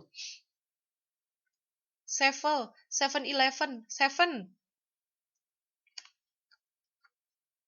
Aku nyebutnya Sevel karena Seven dan Eleven, jadinya Sevel. Gitu. Apa lagi ya? Ya, kurang lebih seperti itu. Terus yang kedua, ada faktor perubahan kekuatan ekonomi. Yang paling gampang dirasakan itu dulu kita mau beli, nggak tahu sih kalau zaman mbak-mbaknya, tapi kalau zaman saya dulu, zaman kris moneter, mau beli sabun gitu, harus dihemat-hemat. Tapi untuk sekarang kayaknya satu orang beli satu jenis sabun itu gampang.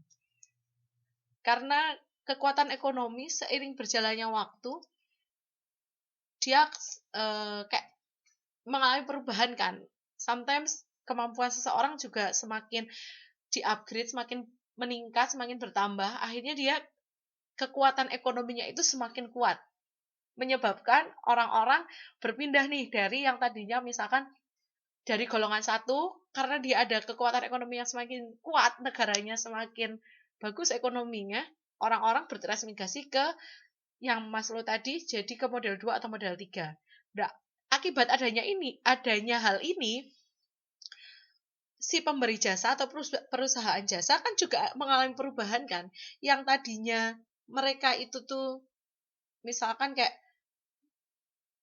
menyediakan jasa dengan harga yang sangat murah tapi sangat minim kualitas menjadi harganya dinaikin nggak masalah, tapi kualitasnya dinaikin karena orang sekarang sudah mikir kualitas kayak gitu. Misalkan seperti itu, tidak lagi hanya memikirkan tentang kemampuan, mampu nggak sih aku beli, tapi lebih kayak worth it nggak sih aku beli, kayak apa ya, mubazir nggak sih aku beli kayak gitu-gitu. Seperti itu. Sama kayak orang ketika beli gadget.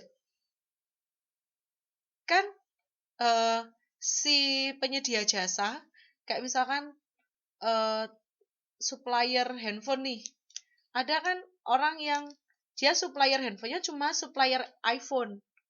Sama ada yang cuma supplier Samsung. Nah, dia kan sasarannya beda.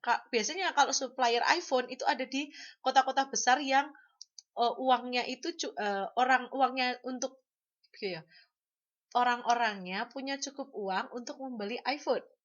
Dibandingkan jarang orang buka supplier iPhone di ya misalkan di rumah saya gitu, nggak ada. Kayak misalnya di bagian Jawa Tengah paling ujung jauh dari peradaban gitu.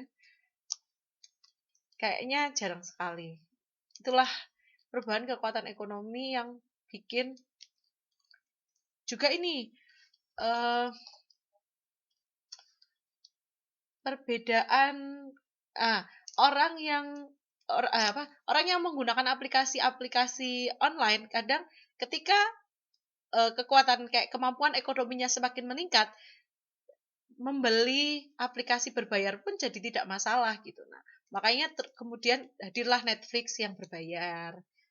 Tapi ada beberapa kalangan juga yang nyasar eh, orang dengan kekuatan ekonomi yang level 1 atau level 2 gitu. Jadi dia bikin Indo XX1 kayak gitu. Jadi yang murah nggak berbayar.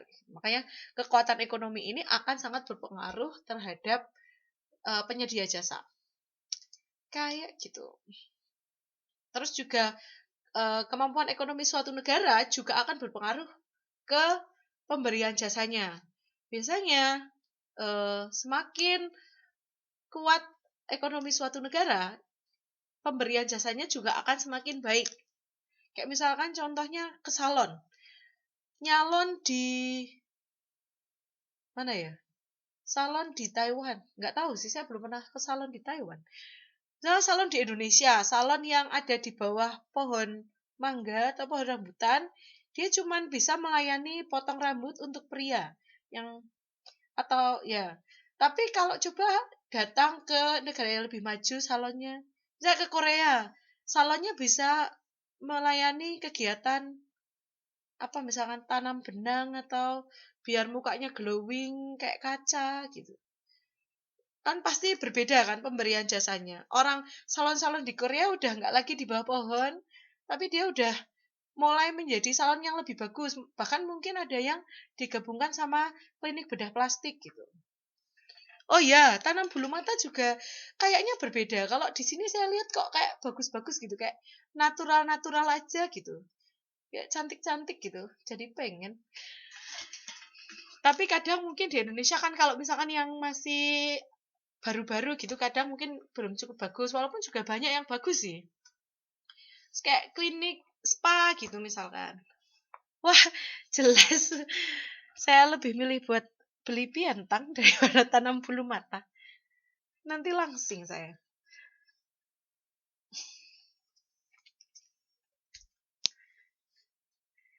Terus pengalaman apa lagi ya? Yang bakal berbeda ketika negaranya itu memiliki kekuatan ekonomi yang berbeda.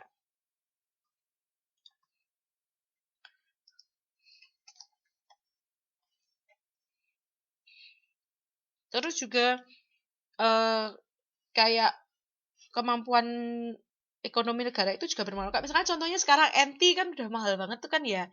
Udah 500 berapa? 520, 502 berapa sih tadi? Itu juga bakal berpengaruh banget pada usaha apa kayak ekonomi jasa.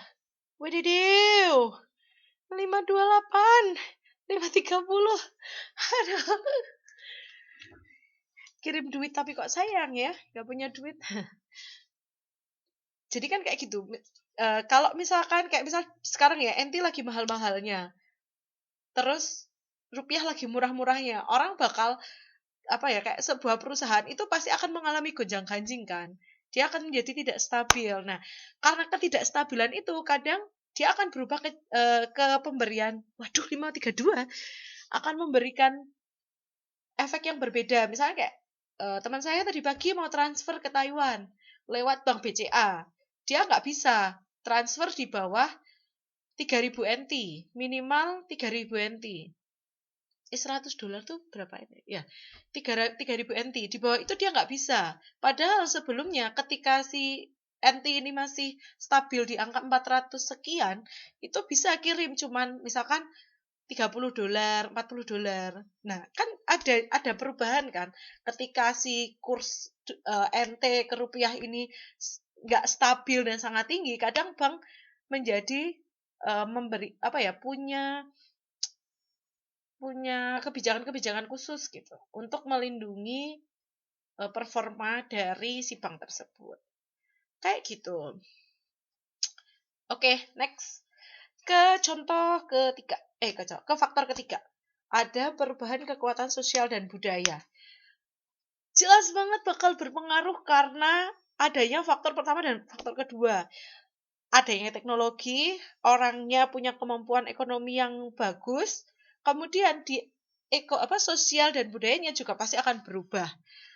Seiring internet menjadi hal yang sangat penting, orang kemudian berubah dari pola hidup tradisional menjadi pola hidup keinternetan. Jadi kayak pola hidup yang sangat dipengaruhi oleh internet. Orang pakai sosial media, orang suka jual beli online, terus orang semuanya dihubungkan dengan hal-hal digital kayak gitu. Orang bisa akses informasi siapapun, bisa memberikan informasi juga siapapun. Itu jelas berpengaruh ke jasa karena dia menimbulkan peluang-peluang baru bagi orang-orang untuk membuat perusahaan-perusahaan atau jenis jasa yang baru. Kan dulu orang ngomong langsung, terus dari langsung muncullah jasa pos, mengirimkan surat-surat, eee, kartu pos dan sebagainya untuk bertukar kabar. Seiring berkembangnya waktu, budaya orang udah nggak lagi kirim pos, udah nggak lagi kirim surat, mulai kirim SMS, telepon. Muncullah perusahaan jasa telepon.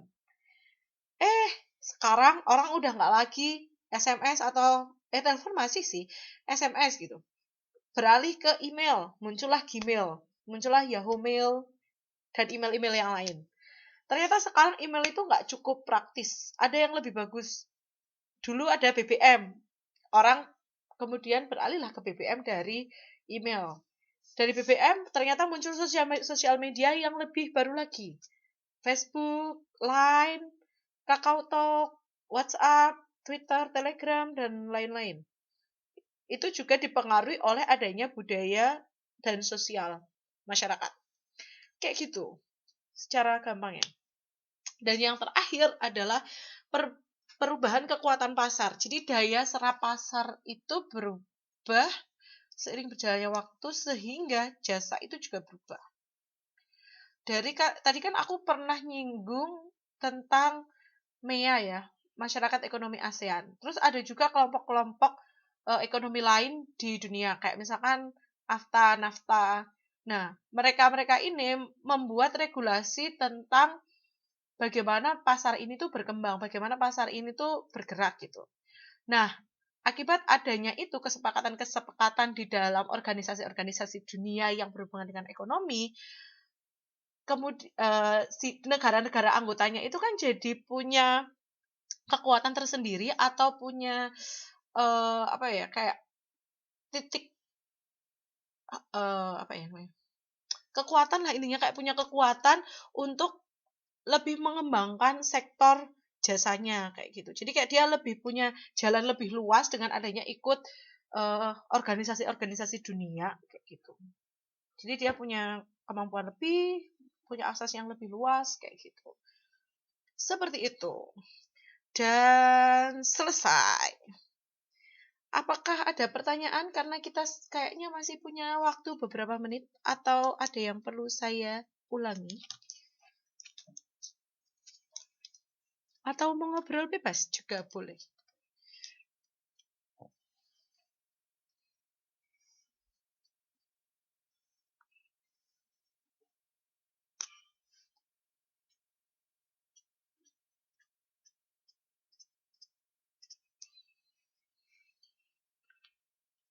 Wah, sip. Oh, sudah saya absen.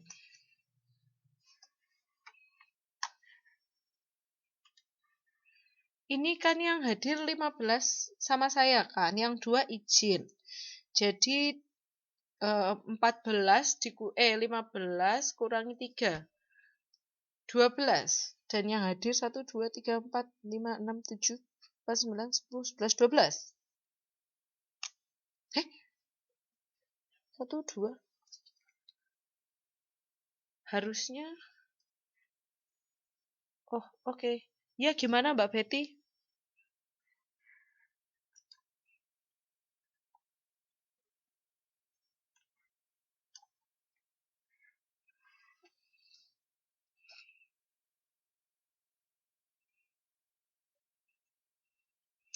Oh iya, nggih Mbak Lili sampun sudah saya centang.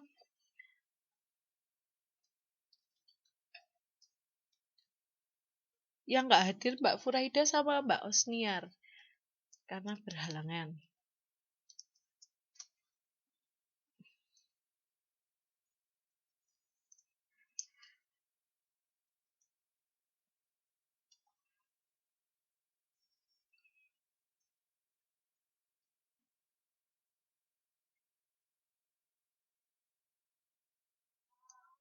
Iya, selamat malam Mbak Betty. Mbak Betty kan ya? Iya.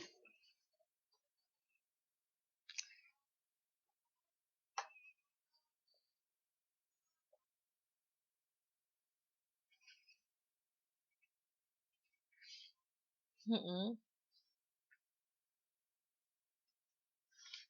Mm-mm. Mm-mm. Mm-mm.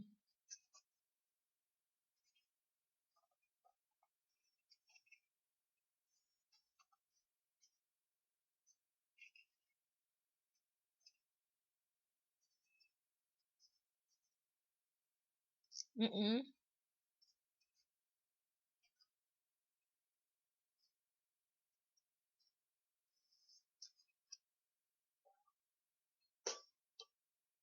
Mm-mm.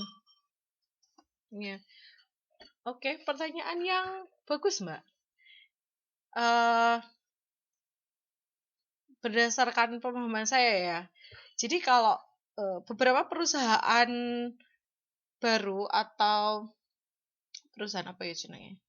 Jadi kayak perusahaan-perusahaan semacam Traveloka, semacam Gojek, semacam Ruang Guru, semacam Airbnb, Foodpanda dan sebagainya, perusahaan-perusahaan pendatang baru sebenarnya, tapi dia sudah menjadi perusahaan yang cukup besar.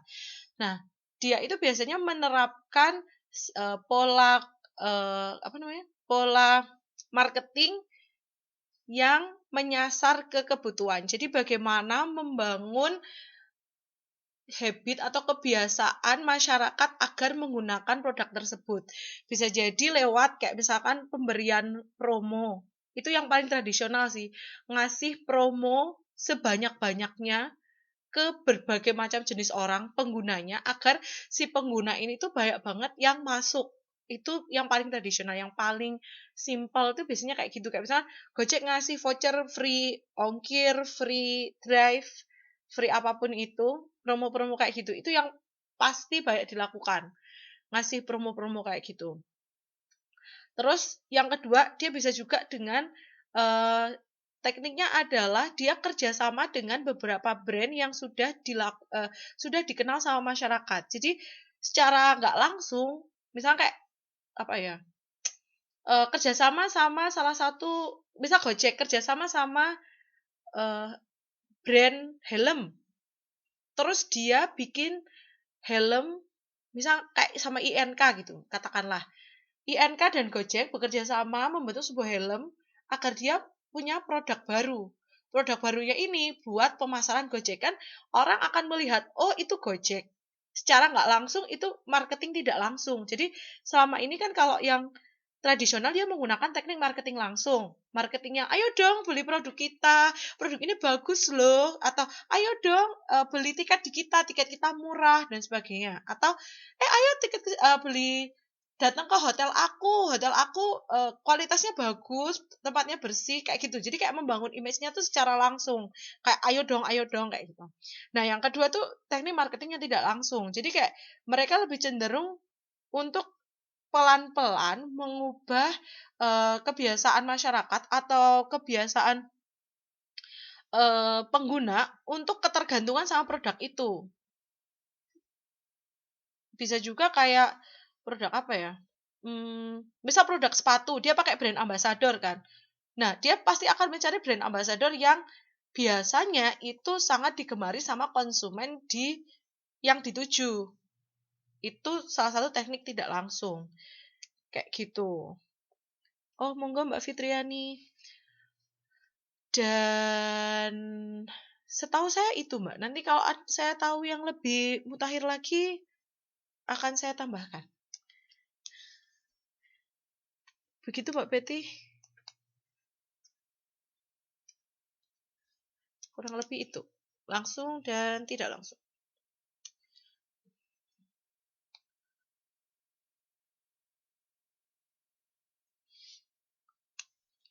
Ada lagi?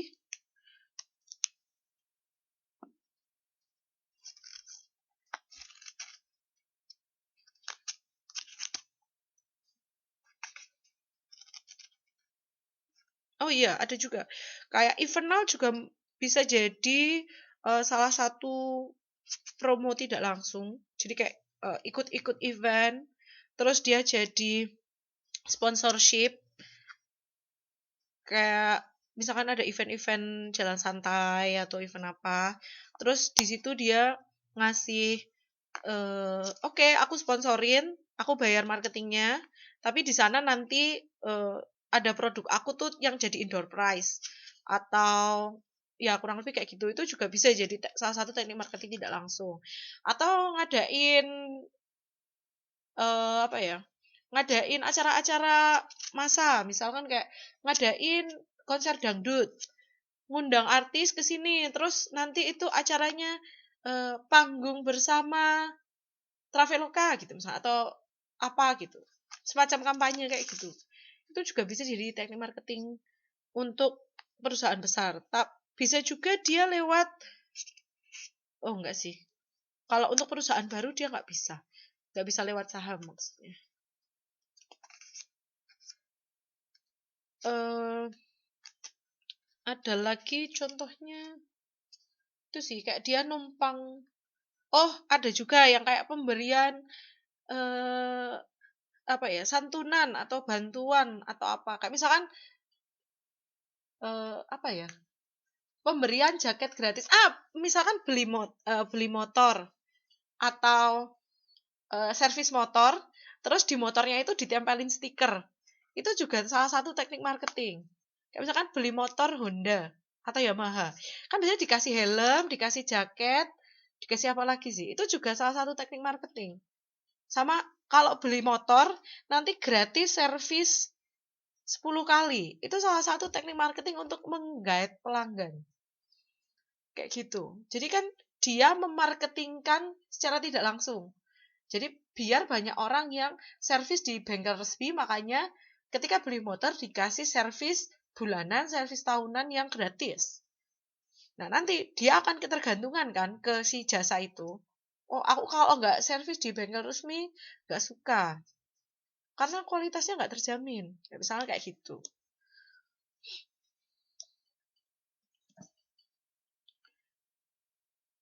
Terus apa lagi ya?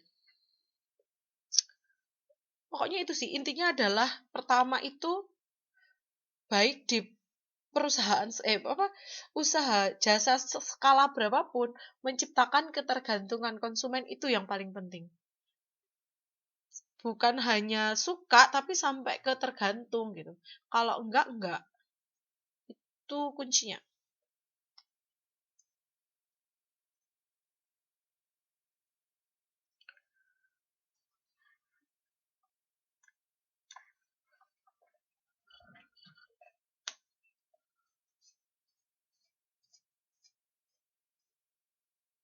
Ada lagi yang ditanyakan?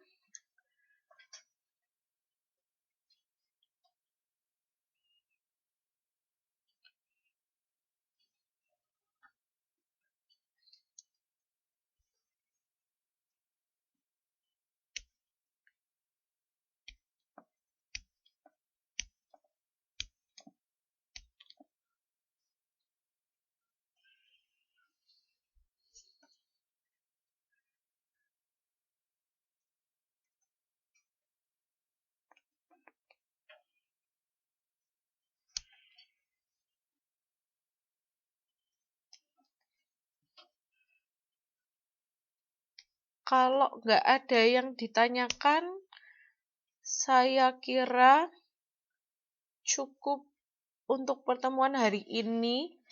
Terima kasih semuanya yang sudah hadir dan semoga bermanfaat. Kalau ada pertanyaan yang mungkin muncul tiba-tiba, cari sponsor baik. Ya, Oh ya, nanti kalau mungkin ada kritik, saran, dan pertanyaan lebih lanjut, bisa lewat line juga boleh, lewat email juga boleh, ya lewat apapun lah, lewat Facebook juga boleh. Terima kasih banyak telah menemani saya di 2 jam ini. Semoga sehat selalu dan assalamualaikum.